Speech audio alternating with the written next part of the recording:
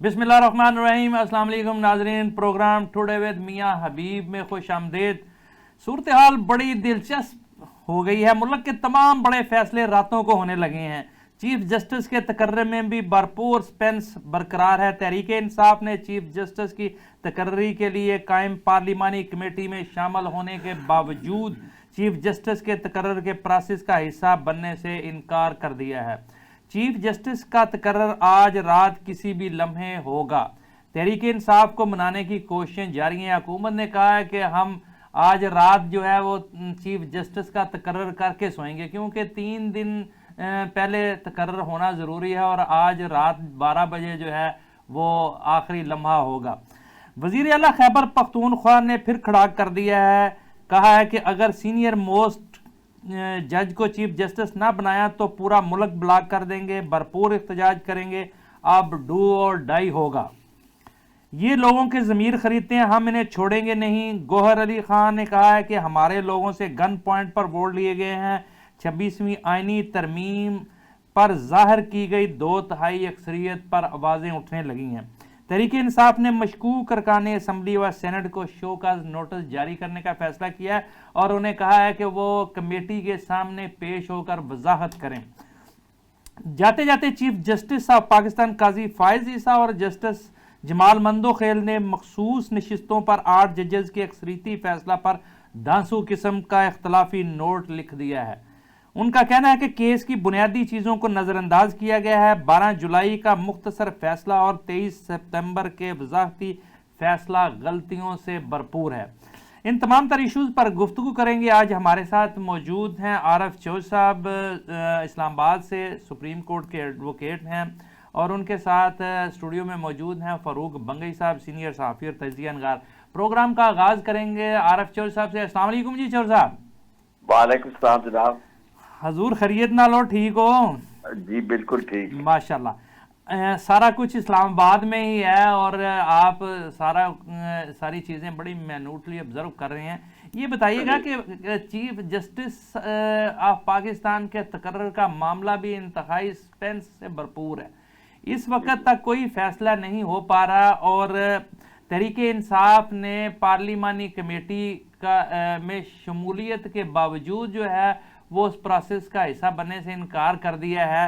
लेकिन अगर तहरीक इंसाफ या जिसको हम सुन्नी इत्तेहाद कहते हैं कि वो इस प्रोसेस का हिस्सा नहीं बनते, वो कमेटी में नहीं जाते, तो फिर क्या पोजीशन बनेगी? क्या उसके बावजूद उनके शामिल ना होने के बावजूद, ना जाने के बावजूद हुकूमत अपने ताईं को फैसला कर सकती है?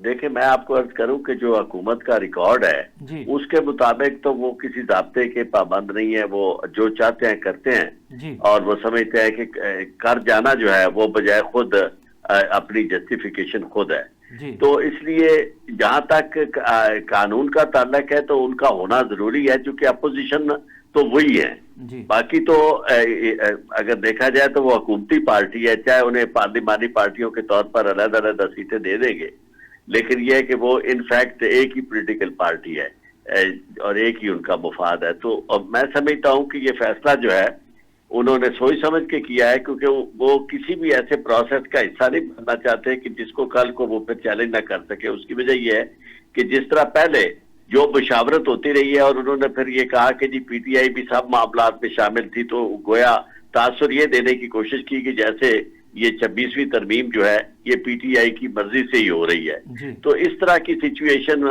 जो है इसमें वो अब नहीं आना चाहते। तो हुकूमत, मुझे लगता है ये है कि बिल आखिर खुद ही फिर अपने तौर पर नोटिफिकेशन जारी करेगी। नहीं, देखेंगे अगर तहरीक इंसाफ ने इसके प्रोसेस का हिस्सा नहीं बनना था तो वो कमेटी में शामिल ही ना होते, नाम ही ना देते कमेटी में।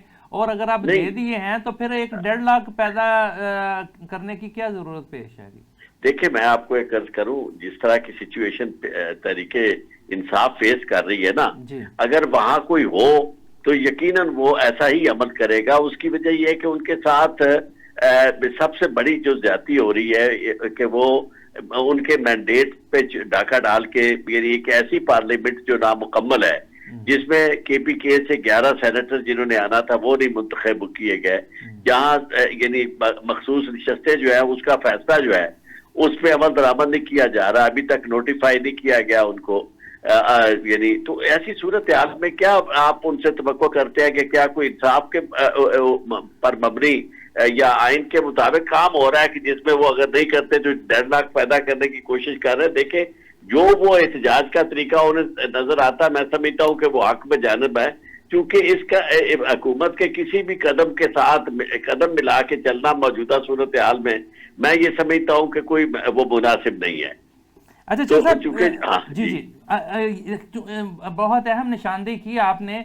इस वक्त बज़ाहिर ईवान मुकम्मल नहीं है, मखसूस नशिस्तों का अभी तक फैसला नहीं किया गया, सुप्रीम कोर्ट के हुक्म के बावजूद उनका फैसला अभी होना बाकी है।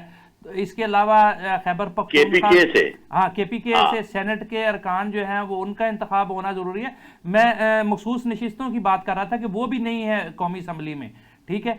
और अगर ईवान भी नामुकम्मल है और इसके अलावा जो जिन अरकान से वोट लिए गए हैं उनमें से भी कई लोग जो है शुकूक व शुबहात का इजहार कर रहे हैं, कुछ ने इस्तीफ़ा दे दिया, कुछ कह रहे हैं जी कि हमें ज़बरदस्ती अगवा करके जो है वो हमारे घर वालों को अगवा करके कहा गया था कि आप इस पर वोट करें। तो ये बहुत सारे लकूने मौजूद हैं इस आइनी तरमीम की मंजूरी पर भी। तो आप क्या समझते हैं कि ये पायदार होगी तरमीम आइन में जो कर दी गई है, या जो हो जाए बस हो जाए, ये चैलेंज हो सकती है और इसमें इसके ये अंडू भी हो जाएगी? देखिए, मैं आपको एक अर्ज करूं, ये अंडू होने के चांसेस भी हैं और इसको चैलेंज भी किया जाएगा और इसके खिलाफ तहरीक भी चलेगी जी। और बात यह है कि अगर हम पिछली आपकी जो बात थी उसको इसके साथ मिला के देखें तो इस वक्त जो सूरत हाल है वो ये कि तमाम तर कार्रवाई गैर आईनी हो रही है। यानी जिस तरह के एतराजात हैं वो इतने वैलिड एतराजात हैं, ये सेनेटर वाली मैंने बात की और दूसरा अर्ज किया कि अभी मखसूस नशस्तों वाली, इसके अलावा जो सेनेट के अंदर जो लोग जो थे, जो गिनती है उस पर लोगों ने एतराज किया है कि 2 वोट जिसे 65 दिखाने की कोशिश कर रहे हैं उसमें यानी अटॉर्नी जनरल और राना सनाउल्लाह वो भी, उनको भी काउंट किया गया, वो भी, और उसे हाउस से निकाला नहीं गया। यानी जिस तरह हर चीज को आइन के खिलाफ बलडोज किया जा रहा है, आइन को बलडोज किया जा रहा है, उस सूरत हाल में मैं समझता हूं कि किसी भी सतह पे कोई इस प्रोसेस का हिस्सा ना बने तो बेहतर है। और दूसरा यह है कि वकला ने तो देखे फैसला कर दिया है कि उन्होंने तो प्रोटेस्ट करना है। उसकी वजह यह कि ऐसी अदालतों के सामने वकला का पेश होना मैं समझता हूं कि उनके लिए खुदकुशी है, प्रोफेशनल खुदकुशी है कि ये किस तरह की अदालतें हैं कि जिनको अपनी मर्जी से बनाया वो बनाए, जो खुद गैर आईनी तौर पर बैठे हैं, जिनके अपने फैसले अदालतों में होने हैं, और अपने उन फैसलों से बचने के लिए कि अदालतें इंडिपेंडेंटली फैसले ना कर सके, फॉर्म 47 और 45 वाला जो कंपैरिजन होना है उस पर जो फैसला होना वो ना हो सके। तो ऐसी तरामीम और इस तरह की असेंबली और ये सारी कार्रवाई जो है ये बिल्कुल एक यकतरफा है। उसका अगर कोई मुकाबला कर सकता है तो वो अवाम है और वकला है जो करेंगे, तो उसमें तो मैं नहीं समझता कि कोई भलाई का कोई पहलू है या पाकिस्तान में इस्तेकामत की कोई बात है। ये सिर्फ उनके लिए तो वक्ती तौर पर इस्तेकामत का पहलू निकलता है, जो यानी इस वक्त मरियम नवाज है या नवाज शरीफ है जो इस वक्त बेनिफिशरी है बराह रास्त, या जरदारी साहब या जो भी उनके साथ करोनीज है, उनके लिए तो वो तो समझते हैं कि साई ऑफ रिलीफ। या फिर आप देखें, अगर आप गौर करें फैसल बावडा की गुफ्तगू को सुने, यानी वो इस तरह है कि बड़े घर का बदमाश जो है वो सारी कौम को बता रहा है कि जनाब ऐसे होगा, आप तो हम ये करेंगे। और उसका कहना अपने बिलावल का कि जी बाप की तो हम तो उसकी तारीफ ना करें तो बात ही नहीं बनती, चूंकि उनके बगैर तो ये काम हो नहीं सकता। तो जो करवाने वाले काम है उनके हाथ में ये स्टूजीज है, तो मैं नहीं समझता कि इनके हाथ मजबूत करने चाहिए और तहरीक इंसाफ को किसी तौर पर भी इनके किसी काम में शामिल होना चाहिए। अच्छा चौधरी साहब, सवाल ये पैदा होता है कि इस वक्त वकला कह रहे हैं जी सीनियर मोस्ट जो है उसी को चीफ जस्टिस बनाया जाए, तहरीक इंसाफ का भी यही कहना है, तो क्या फैसला जो है वकला ने और तहरीक इंसाफ ने करना है कि किसको चीफ जस्टिस बनना है? तो फिर ये पार्लिमानी कमेटी और सारा प्रोसेस जो जिस पर ये सारा कुछ किया गया वो तो बेमानी हो गया, अगर आप लोगों के कहने पर ही चीफ जस्टिस का तकर्रर होना है तो। मियां साहब हमारे कहने पे नहीं, वकला के कहने पे नहीं, ये जो है आइन के कहने पे बनना है। ये आइन में मौजूद है तरीकेकार के, यानी जो ऑलरेडी सीनियर मोस्ट होगा उसने बलिहाज सीनियरिटी चीफ जस्टिस बनना है। और उसने, मैं आपको एक अर्ज करूं कि चीफ जस्टिस के बनने में मुझे तो अब नहीं लगता कि सीनियर मोस्ट ना बन सके। उसकी वजह यह है कि अगर ये उनके पास टाइम काफी ज्यादा है, जो तीसरे नंबर पे जिन्हें ये बनाना चाहते हैं, या अफरीदी साहब, तो या अफरीदी साहब अगर आप बनते हैं तो वो तो मेरे ख्याल 2030 तक शायद उनके पास या आगे भी टाइम है, तो वो इस वक्त अगर बनते हैं तो 3 साल बाद उन्हें रिटायर होना होगा। लेकिन ये यानी वो नहीं अगर बनते तो फिर भी चीफ जस्टिस वो बन जाएंगे। और यानी मेरा नहीं ख्याल कि इस मौजूदा सूरत हाल में उन्हें अपना टेन्योर जो है वो कर्टेल करना पड़ेगा बतौर जज के, और यानी इसलिए वो शायद इनकार करें। अगर वो इनकार करेंगे तो मुनीब साहब तो इनके लिए बिल्कुल नहीं, इन्हें गवारा नहीं करते, वो सूट नहीं करते, बड़ा क्लीन आदमी है। तो मतलब यह कि फिर अल्टीमेटली मंसूर शाह साहब जो हैं वही रह जाते हैं जिनको, और उससे 2 काम हो जाएंगे। एक तो ये जो वकला की तहरीक वाली बात है, जो सीनियर मोस्ट वाली बात की जा रही है या तहरीक इंसाफ की तरफ से, वो भी उन्हें खामोश कर देंगे कि देखो जनाब हमने। और दूसरा चूंकि ऑलरेडी वो समझते हैं कि जो पारा हमने काटते थे सुप्रीम कोर्ट के चीफ जस्टिस के, वो हम काट चुके हैं, केसेस जो है वो नहीं जाएंगे। तो मौजूदा सूरत हाल में तो मंसूर अली शाह के चांसेस मुझे बड़े ब्राइट नजर आते हैं कि वो शायद वही बन जाए। अच्छा, और ये कोई हम जी बताइए आप। ये मियां साहब जब आइन का जो तकाजा है उसे उन्होंने पूरा करना है। वो कला जो तहरीक चला रहा है वो कोई ये नहीं कह रहे कि जी हमारी मर्जी का। आपका क्या ख्याल है, मंसूर अली शाह साहब जो है वो मुसलसल कोई तहरीक इंसाफ के हक में फैसले करते रहे हैं? उन्होंने वो हमेशा बिल्कुल पहला फैसला था जो इस तरह जिसका यानी तहरीक इंसाफ को भी फायदा पहुंच रहा है या पहुंच सकता है, यानी ये मखसूस नशस्तों वाला। इससे पहले तो हर मामले में वो दूसरी तरफ थे। अच्छा चलो, तो इसलिए 2 सवाल पैदा होते हैं आपकी गुफ्तगू में से ही। एक तो क्या अगर चूंकि अब सवाबदीद आइन 26वीं आइनी तरमीम के बाद सवाबदीद जो है वो पार्लिमानी कमेटी की है कि उन्होंने तकर्रर करना है इत्तफाक राय से, तो अगर आप जो है वकला का या आपका मौक़िफ़ ये है कि जो सीनियर मोस्ट है उसी का तकर्रर किया जाए, तो इसका मतलब है कि आप इस जो तरमीम की गई है इसको मानने के लिए तैयार नहीं है अब? पहली बात तो ये ना, मैं आपको एक अर्ज करूं कि तरमीम के मुताबिक भी अगर 3 नाम जाने हैं तो 3 नामों में से आप सीनियर मोस्ट को लें, या तो यानी कोई ऐसी वजह हो ना, डिस्क्वालिफिकेशन हो, यानी जो सीनियर मोस्ट है उसकी कोई ऐसी किसी करप्शन में इन्वॉल्व हो या उसके खिलाफ कोई ऐसा दाग हो, तो फिर तो उसके किरदार फिर तो उसे नजरअंदाज किया जाए। अदरवाइज तो कोई जस्टिफिकेशन नहीं बनती इनकी अपनी, उसके अमेंडमेंट के सो कॉल्ड अमेंडमेंट के मुताबिक भी वो बनते हैं, सीनियर मोस्ट बनते हैं। तो इस वजह से मैं नहीं समझता कि कोई डिक्टेट करवा रही है बार तो 21वीं तरमीम के खिलाफ जिद्दोजहद करेगी हर सूरत में, लेकिन उसका पहला हिस्सा जो है वो ये कि कम अज कम चीफ जस्टिस की हद तक तो आप ये करें कि जिसका हक बनता है उसे चीफ जस्टिस बनाए।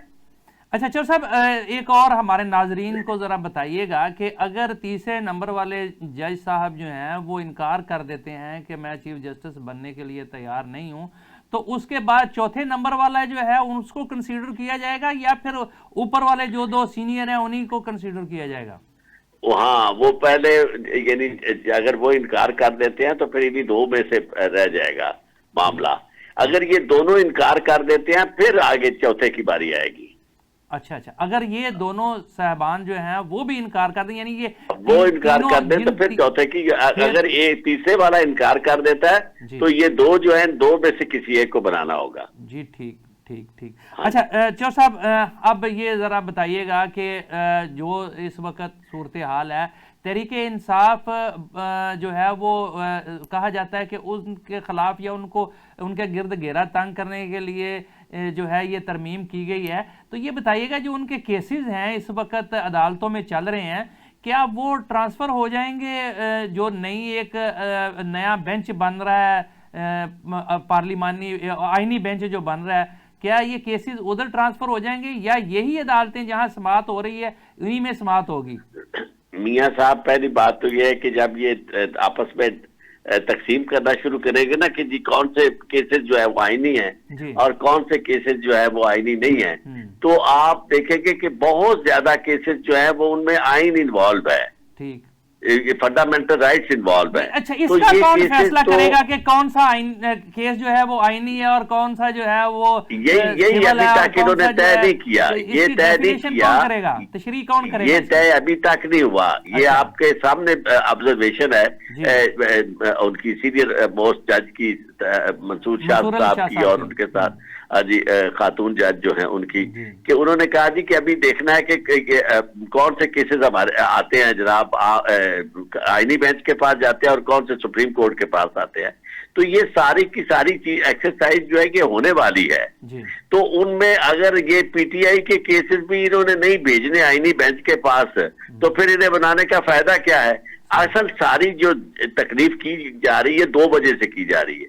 एक तो जो हमारे जो मोहतरम आर्मी चीफ है उनका टेन्योर जो है उसको एक्सटेंड किया जाए और कोई उस पर एतराज ना कर सके, ये सबसे पहली बात है, बड़ी बात। और दूसरी जो है वो ये है कि ये जो आपके इमरान खान है उनके केस फौजी ट्रायल के जरिए जाए और उस पर कोई इतराज ना, और फौज वहां ट्रायल में उन्हें सजा हो जाए और वो सजा जो है वो कायम रहे और उसमें अदालतें मुदाखलत ना कर सके।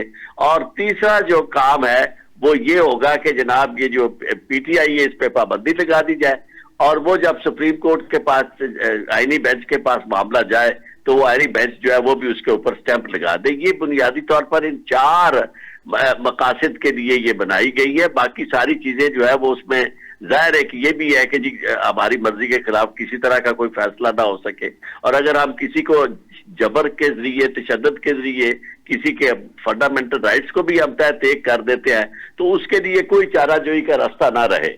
अच्छा, तो ये सारी जी अब ये बताइएगा कि ये जो पार्लिमानी बेंच बनेगा इसके जजेस जो हैं वो इन्हीं जजेस साहबान में से होंगे या उनको वो बाहर से लिए जाएंगे? और फिर क्या वो इंडिपेंडेंट बेंच होगा? वो उसकी सुपरविजन कौन करेगा? क्या चीफ जस्टिस साहब वो इंडिपेंडेंट होगा मियां साहब, उसकी सुपरविजन कोई नहीं करेगा। वो बिल्कुल चीफ जस्टिस के बराबर का उन्होंने ओहदा दे रहे हैं। इसीलिए वो आपको याद होगा कि जब फिर आप बेंच तो ना कहें, फिर तो वो एक मुतवाज़ी निजाम उसका नाम बेंच रखा गया है, लेकिन उसमें देखे ना सीनियर मोस्ट जज जी, यानी सीनियर मोस्ट जज जो है वो बिल्कुल उसी तरह ही है जिस तरह चीफ जस्टिस है। तो वो सारे उनके इख्तियारात भी अपने होंगे और उनके पास यानी केसेस भी जो है वो खुद सुनेंगे और फैसले भी उनके जो है वो यानी उन्होंने अलग ही करने हैं। तो मतलब ये ऐसा मामला है कि जिसकी वजह से आप वो जो डाइकाटमी या पावर थी या ट्राइकाटमी या पावर वो खत्म हो जाएगी। एक गवर्नमेंट है और वो अपनी मर्जी के जजेस लगा के तो जिसके खिलाफ जो चाहे वो केस का फैसला करवा ले। जी दुरुस्त। अच्छा, आरफ चौर साहब हमारे साथ ही रहिएगा, जरा हम शरीके गुफ्तगू कर लें। फारूक बंगश साहब हमारे साथ मौजूद हैं। मुझे आप इजाजत दे दें क्योंकि मेरा किसी और जगह प्रोग्राम है। चले, बहुत शुक्रिया आपने गुफ्तगू की। बहरहाल आइंदा भी हम आपको तकलीफ देते रहेंगे। नाजरीन, यहाँ फिर एक वक्फा ले लेते हैं, मुझे कहा जा रहा है वक्फे के लिए। हमारे साथ ही रहिएगा, थोड़ी देर बाद फिर आपकी खिदमत में हाजिर होते हैं। Welcome back. जी फारूक बंगई साहब, हम गुफ्तगू कर रहे थे ये पार्लिमानी कमेटी किस नाम पर इत्तफाक कर सकती है, क्या समझते हैं आप? 2-3 चीज़ें हैं। एक तो जो है वो अब पता नहीं सुन्नी इत्तेहाद वाले तहरीक वाले जाते हैं नहीं जाते कमेटी में, और अगर नहीं भी जाते तो बाकी मानदा जो कमेटी होगी वो किस नाम पर इत्तफाक कर सकती है? बिस्मिल्लाहिर्रहमानिर्रहीम। मियाँ साहब, इन्होंने फैसला किया है पहले से, ये तो रस्मी कार्रवाई है। अच्छा, कि हमने किसको बनाना है, फैसला तो पहले से इन्होंने कर दिया है। अच्छा, हाँ, वो तो सिर्फ खाना पूरी है कि फलाना आएगा फलाना नहीं आएगा। आपको पता है 12 रुकनी कमेटी है, उसने जो भी फैसला करना है। इसमें अब टेक्निकल चीज़ ये है कि फिगर गेम का मरहला तो तय हो गया है। अब फेयर गेम का मरहला शुरू हो गया है जी। और इसमें ये देखना है कि ये देखिए, एक वो ऑटोमेटिक चॉइस जो होता था इनके पास सीनियरिटी की बुनियाद पे, वो तो उन्होंने उड़ा दिया, सीनियरिटी ख़त्म हो गई है। अब ये है कि ये प्रोफेशनल बुनियादों पे, मेरिट पे किसी तरजीह देते हैं, फोकियत देते हैं, या बग़्ज़ व इनात और पसंद व नापसंद का फ़ैसला करते हैं। अगर पसंद व नापसंद का फ़ैसला करते हैं, मतलब है कि दूसरे नंबर पे तो इन्होंने बिल्कुल नहीं आना है, तीसरे नंबर पे आते हैं, मतलब है पहले को भी इग्नोर करना, दूसरे को भी, तो फिर साहब एक्सपोज हो जाएंगी ये। मेरे ख्याल में ज़्यादातर जोर लगाएंगे आईनी अदालत पे, जो पैरेलल एक सिस्टम इन्होंने बनाया है ना, असल मकसद इनका वही है। उसमें अपनी मर्जी का जज लगाएंगे, आपको पता है कि उसके ज़रिए ये अपने फैसले करवाएंगे। अच्छा, और अब मैं आपको बता दूं, अभी भी जो है ना मंसूर अली शाह साहब जो है ना मोस्ट फेवरेट है। ठीक जी। अच्छा, आपकी बात दुरुस्त लग रही है कुछ कुछ, क्योंकि बिलावल भुट्टो ने भी इस तरफ इशारा किया था कि मंसूर अली शाह भी चीफ जस्टिस हो सकते हैं।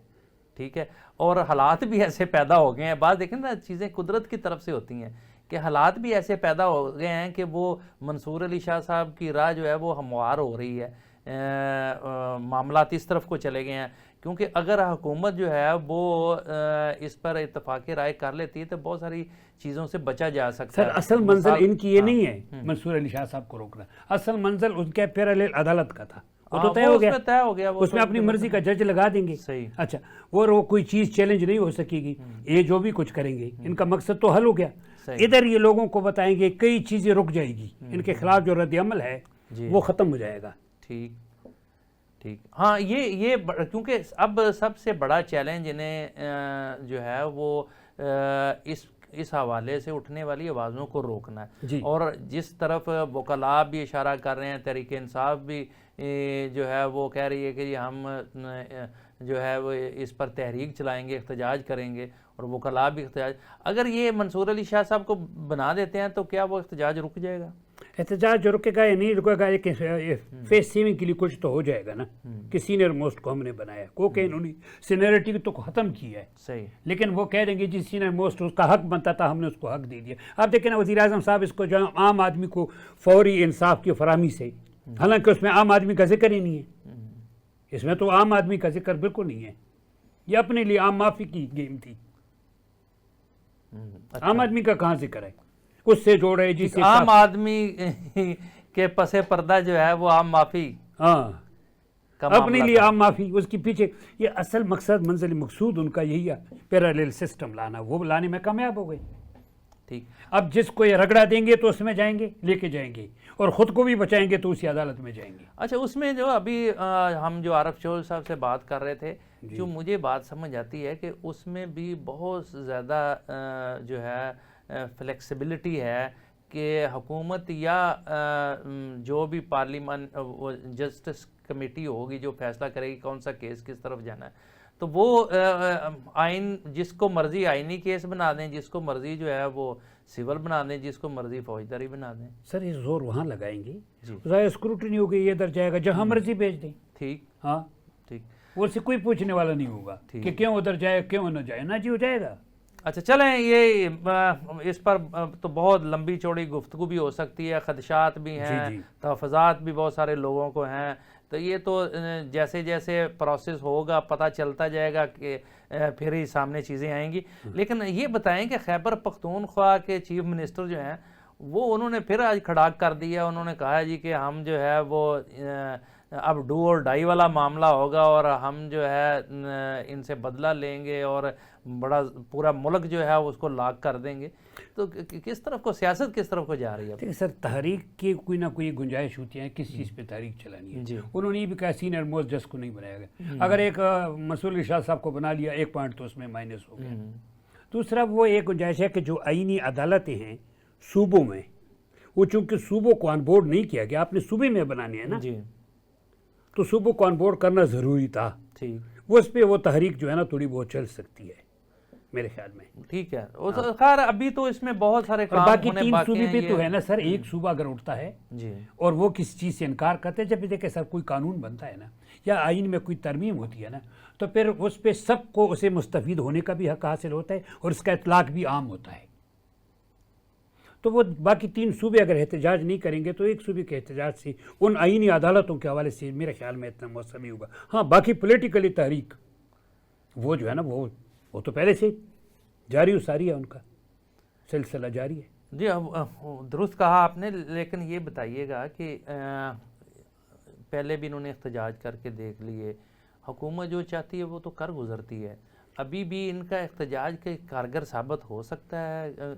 जिस तरफ ये चाहते हैं या हुकूमत पर दबाव डालना चाहते हैं, और अब बुनियादी तौर पर तो इनका असल मकसद तो जो है वो फेवर लेना है कि किसी तरीके से कोई डायलॉग हो जाए या इमरान खान को जो है वो रिलीफ मिल सके, तो क्या उसमें ये एहतजाज करके उसमें कामयाब हो सकते हैं? क्या इतना मौसर एहतजाज हो सकता है कि पूरे मुल्क को लाक कर दिया जाए? सर, बात यह है कि जहाँ तक एहतजाज का हक है ना, जो कुछ उनके साथ हो रहा है एहतजाज का हक तो उनको हासिल है। अच्छा, हाँ, एहतजाज करना तो बनता है, पहले भी मैंने अर्ज़ किया था ना। ठीक, लेकिन बात यह है कि उसमें अवामी कोई मसाइल को सामने ला करके तो उसको बहुत मतलब है कि मौसर बनाया जा सकता है। उससे PTI तक न रखे, सिर्फ कॉमन मैन तक भी रखे ना। ठीक। अच्छा फ़ारूक बंगी साहब, 2-3 बातें जो है ना वो बहुत ही इस वक्त खटक रही हैं वो सियासी तौर पर। एक तो ये जो आइनी तरमीम हुई हैं, 26वीं आइनी तरमीम हुई है, इसके बाद सियासत के मोरे भी जो हैं वो अब बदलने शुरू हो गए हैं, नई सियासी राहें जो हैं वो खुलेंगी। अब हर सियासी जमात जो है वो अब असर नो अपना जो है वो स्ट्रेटेजी अपनाएगी कि हमने आगे कैसे बढ़ना, और हुकूमत इससे मजबूत हुई है या नहीं हुई इसका फ़ैसला मेरे ख़्याल में जो है वो आने वाला वक्त करेगा। ठीक है, लेकिन इसके साथ साथ अपोजिशन जो है वो उसको उस पर क्या असरात मरतब होंगे इस आईनी तरमीम के? देखिए सर, ये तरमीमी पैकेज के से हट के एक बात है कि ये मौका जो है ना इस वक्त हुकूमत के लिए जो है ना वो मुनासिब नहीं है। ठीक, हुकूमत इस वक्त किसी तहरीक के अंदरूनी तहरीक के मुतामिल नहीं हो सकती। अच्छा, क्योंकि आपके पड़ोस में आपको पता है ईरान के साथ जो कुछ हो रहा है, जियो पोलिटिकली अमेरिका में वहाँ पे इंतखाबात हो रहे हैं जी, और भी कई मसाइल हैं। अच्छा जी, ये नहीं है कि सिर्फ 1-2, और फिर दहशतगर्दी और कई मतलब चीज़ें हैं, इस वक्त मुतहमिल नहीं हो सकती है। अच्छा, ये बहुत अहम बात आप कर रहे हैं, लेकिन इस वक्त हमें PTI के रहनुमा फयाज बसरा साहब ने ज्वाइन किया है। अस्सलाम वालेकुम जी। जी वालेकुम अस्सलाम सर। जी फयाज साहब, क्या हाल है आपके? खैरियत से हैं? ठीक हैं जी, दुआएं शुक्र है अल्लाह का भाई साहब, खैर जी माशाल्लाह। अच्छा ये बताइएगा कि तहरीके इंसाफ ने एक बार फिर खड़ा कर दिया है, और इस बार तो पूरा मुल्क जो है वो ब्लॉक करने की बातें की जा रही हैं, और कहा जा रहा है जी कि हम जो है ईंट से ईंट बजा देंगे, और अगर सीनियर मोस्ट को चीफ जस्टिस ना बनाया गया तो हम पूरे मुल्क में एहतजाज करेंगे। तो क्या किस तरफ को आप तहरीके इंसाफ की सियासत जा रही है, ख़ास करके जो आइनी तरमीम के बाद की सूरत हाल है उसमें तहरीके इंसाफ कहाँ खड़ी है? जी, तहरीके इंसाफ का मौक़िफ़ जो है वो पहले दिन से जो है वो बिल्कुल वाज़ेह है जी। हम ये जो कॉन्स्टिट्यूएंट ये जो असेंबली है, ये सारी कौम को पता है कि ये लोग मुंतखब लोग नहीं हैं जी। तो ये आइन को तरमीम करने जा रहे हैं, और वो भी उसमें इन्होंने तकरीबन 26 तरामीम जो हैं वो कॉन्स्टिट्यूशन में की है। तो हमारा मौक़िफ़ तो बिल्कुल वाज़ेह है कि क्योंकि ये लोग अवाम के मुंतखब करदा नहीं है, इनके पास मैंडेट नहीं है कि ये कॉन्स्टिट्यूशन को जो है वो अमेंड कर सके। दूसरा, इनका ये जो तमाम अमेंडमेंट्स हैं, इनका जो बुनियादी मकसद है, बुनियादी मकसद इनका ये है कि इनको वैलिडेशन चाहिए। जब ये सारी की सारी जो असेंबली है, ये जो गवर्नमेंट है, ये सेंस ऑफ गिल्ट का शिकार है, इनको हर बात पे अदलिया से वैलिडेशन चाहिए होती है। तो ये अपनी जुल्म और ज्यादती को, अपने इन गैर आईनी, गैर कानूनी, गैर इखलाकी इक़दामात को आगे कैरी करने के लिए ये पूरा जो हमारा जो जुडिशल सिस्टम है उसको ये तबाह करने के लिए डरते हैं। ये इनको ये डर है, ये समझते हैं, तो बाकी तो तमाम चीज़ों को इन्होंने ओवर पार कर लिया। अब इनके ज़हन में खौफ ये है कि ये अदलिया और वकला की तरफ से इनको जो है वो कोई खतरा जो है वो दरपेश जो है वो हो सकता है, दरपेश नहीं हो सकता बल्कि बिल्कुल है, क्योंकि अदलिया भी और वकला भी जो इनकी सबसे फारमोस्ट उनकी जो रिस्पॉन्सिबिलिटी है वो आइन का तहफ़्फ़ुज़ है। तो ये पहले इनका ये जो प्रैक्टिस एंड प्रोसीजर एक्ट था उसका मतलब ये था कि जो चीफ जस्टिस है उसके इख्तियारात को जितना भी ये कम कर सकते हैं ये करें। तो वो उन्होंने प्रैक्टिकली जो है ना सिर्फ चीफ जस्टिस के इख्तियारात को, आपको आप देखेंगे कि तमाम जो जुडिशल जो हमारा सिस्टम है उसको इन्होंने मुतासर किया है। और definitely being the defender of the constitution, ये हम वकला की जिम्मेदारी बनती है कि हम लोगों को इस बारे में उनको एजुकेट करें कि ये हमारे साथ जो है ये क्या हो रहा है, और लोगों को अपने राइट्स के लिए, अपने कॉन्स्टिट्यूशनल जो उनके राइट्स हैं उनके तहफ़्फ़ुज़ के लिए ये खुद हमारा आइन जो है वो हमें यह देता है कि वो पीसफुल प्रोटेस्ट कर सकते हैं, वो अपना एहतजाज जो है वो उसको रिकॉर्ड करवा सकते हैं। असल में सबसे बड़ा अब अलमिया जो है वो ये है कि ये गवर्नमेंट जो है जो सबसे बड़ी बेवकूफ़ी ये कर रही है कि पीसफुल तब्दीली के, पुरअमन तब्दीली के जितने भी रास्ते हैं, अब पुरअमन तब्दीली का सबसे बड़ा रास्ता जो है वो इलेक्शन होता है, वो आपके पीसफुल प्रोटेस्ट होते हैं, आप अपना एहतजाज रिकॉर्ड करवा सकते हैं। तो ये आहिस्ता आहिस्ता वो जो मौजूदा मुआशरों में पुरअमन तब्दीली के जितने भी तरीके होते हैं उनको ये बंद करते जा रहे हैं। इलेक्शन में अवाम ने वोट किसी को दिए है, इन्होंने वो किसी और को इन्होंने अनाउंस कर दिया है। अगर वो लॉ एंड ऑर्डर की सिचुएशन पे आपने देखा है अभी यहाँ ये जो पंजाब कॉलेज का जो वाकया है, तो ये तो लोगों को अपने राइट के लिए अगर किसी के साथ कोई जुल्म और ज्यादती हो रही है तो उसका अजाला करने की बजाय ये तो लोगों को एहतजाज करने का जो हक है वो भी उनसे छीन रहे हैं। अच्छा, तो जब आप पुरअमन तब्दीली के तमाम रास्ते बंद कर देंगे तो उसका अल्टीमेटली इसका नतीजा क्या निकलेगा, लोग फिर वायलेंस की तरफ जाएंगे। तो हम बहरहाल पूरी कोशिश कर रहे हैं कि हम उस तरफ ना जाएं, लेकिन जो आइन आपको जिस चीज की इजाजत देता है कि आप कोई भी बात करना चाहते हैं, आप एहतजाज करना चाहते हैं तो आप कर सकते हैं। अच्छा बसरा साहब, ये बताइएगा कि अगर सीनियर मोस्ट जो जज हैं मंसूर अली शाह साहब, उनको हुकूमत चीफ जस्टिस बना देती है तो फिर आपके पास इख्तिजाज का क्या जवाब बाकी रह जाएगा? जी बिल्कुल, देखें जो आइन में इन्होंने तरामीम की है जी, वो डेफिनेटली हम उनको जो है वो हम उनको कोर्ट में चैलेंज करने जा रहे हैं। जो हमारा पीसफुल, देखिए पीसफुल प्रोटेस्ट की मैं बात कर रहा हूँ, ये जो सियासी जमातें होती हैं मेरा भाई, इनका काम सिर्फ ये नहीं होता कि इन्होंने इलेक्शन में महीना डेढ़ महीना पहले इन्होंने आना होता है, लोगों को झूठे ख्वाब इन्होंने दिखाने होते हैं और वोट लेने होते हैं और उसके बाद गायब हो जाना होता है। पॉलिटिकल पार्टी का जो सबसे बड़ा मकसद ये होता है कि उन्होंने अवाम को एजुकेट करना होता है, उन्होंने उनको बसरा साहब माफ कीजिएगा, मुझे बताएं कि अवाम कहाँ खड़े हैं आपकी सियासत में, आपके इख्तिजाज में अवाम को क्या फ़ायदा है? और आज वज़ीर आज़म साहब भी कह रहे थे कि जी कि अब जो है वो स्पीडी इंसाफ मिलना शुरू हो जाएगा इस तरमीम के बाद। तो देखें, मुझे तो इसमें इस तरमीम में कहीं भी जो है अवाम तो नज़र नहीं आते, तो ना हुकूमत और ना अपोजिशन, दोनों ही मुझे तो अवाम के हवाले से तो जो है वो कोई ख़ास उनको तो उनकी सियासत तो नहीं हो रही, उनके हकूक़ की बात तो नहीं हो रही कहीं भी।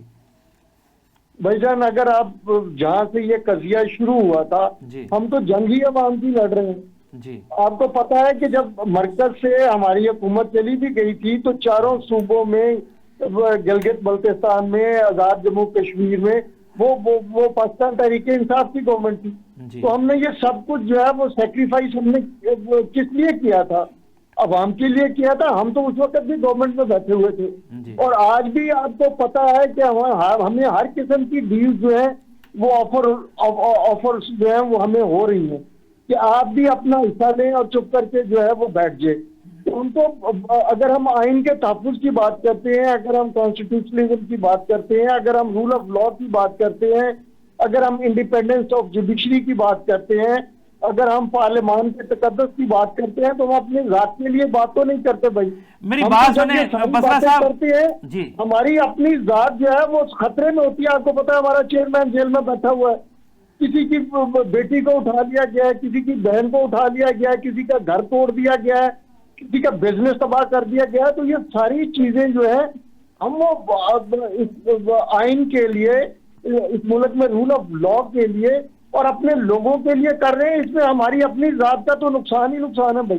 अच्छा, नहीं बसरा साहब, हुकूमत जो है वो उनकी ख्वाहिश है या हुकूमत ये चाहती है कि आप इमरान खान को माइनस करें और हम बाकी मामलात को जो है वो आगे लेकर चलें और आए मिलकर चलते हैं। उन्होंने तो बहुत दफ़ा ये कहा है कि वो केसेस और बाकी सारे मामलात को छोड़ें, आए हमारे साथ तावन करें, हम आपके साथ तावन करते हैं।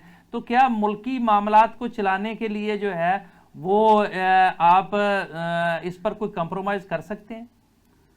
भाईजान, चेयरमैन इमरान खान साहब को माइनस करने का मतलब है कि पाकिस्तान की आवाम को आप माइनस करते हो। अच्छा, किसी भी रियासत का तस्वर जो है वो आवाम के बगैर जो है वो कोई तस्वर नहीं होता जी। तो इमरान खान को माइनस करने का मतलब है कि पाकिस्तान की 99.99% जो आवाम है आप उनको माइनस कर दें। दूसरी बात जो सबसे इम्पोर्टेंट बात है मेरे भाई, कि हमारा पहले दिन से ये मौकफ है, और ये सिर्फ हमारा मौकफ नहीं है, आप लोग हमसे ज्यादा वेल इन्फॉर्म्ड हैं, आप लोग हमसे बेहतर समझते जानते हैं कि ये जो असेंबली है उसके पास कोई आईनी, इखलाकी और कानूनी जवाब नहीं है कि वो लेजिस्लेशन कर सके, सजाए ये कि वो कॉन्स्टिट्यूशन को अमेंड करे। आपको पता है कि इनमें से कोई भी मुस्लिम लीग नून के सारी जो लीडरशिप है, मरियम नवाज इलेक्शन हार गई थी, नवाज शरीफ इलेक्शन हार गया था, शहबाज शरीफ इलेक्शन हार गया था, उसका बेटा, ये जितनी इनकी लीडरशिप है, हसन इकबाल इलेक्शन हार गया था।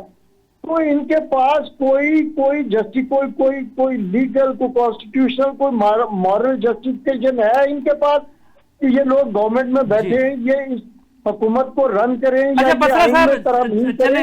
हम तो अपनी बुनियादी बात कर रहे हैं। इस हवाले से आपका पॉइंट ऑफ व्यू आ गया। आखिर में ये हमें बताएं कि आपने इख्तिजाज करके देख लिए, जुलूस जलसे निकाल के भी देख लिए, आप हुकूमत पर उस किस्म का दबाव डालने में नाकाम रहे हैं।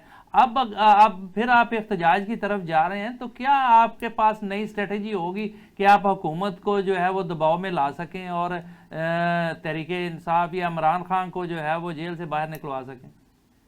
जी बिल्कुल, इस दफा जो हम जिस प्लानिंग के साथ आ रहे हैं, क्योंकि इन इश्यूज को जो हमें पार्टी की सतह पे जिनको फेस करना पड़ा है जी, उसको बड़ा माइन्यूटली उस पर डिस्कशन हुई हैं, उस पर बड़ा गौर हुआ है। इस बात में कोई दो राय नहीं है कि अवाम जो है वो पाकिस्तान तहरीके इंसाफ और चेयरमैन पाकिस्तान तहरीके इंसाफ इमरान खान के साथ खड़ी है।